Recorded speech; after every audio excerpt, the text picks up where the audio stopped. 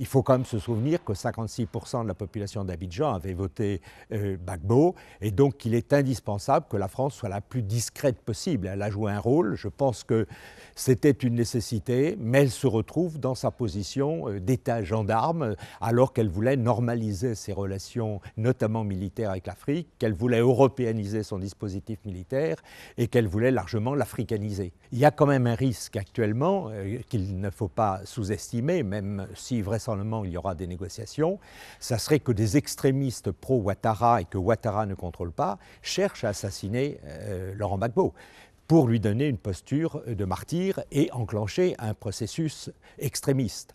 Je pense que ce qui est prévu actuellement, c'est plutôt une forme d'attentisme, mais aussi d'asphyxie relative, et éviter aussi le dérapage dont je parlais, à savoir que ces attaques pourraient entraîner la disparition physique de Laurent Gbagbo.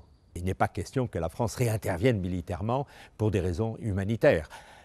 Il peut toujours y avoir des jeunes patriotes qui veulent en découdre, il peut toujours y avoir des mouvements de violence dans différents coins d'Abidjan, mais à ce moment-là, ça sera aux forces républicaines d'intervenir. Il faut mieux calmer le jeu plutôt que brandir actuellement des sanctions. Je pense que dans la négociation politique, ça peut être négocié.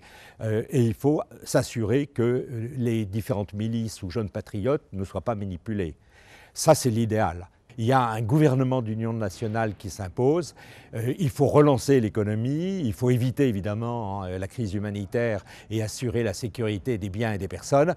Donc il y a un nombre de défis énormes pour Ouattara et sa future équipe.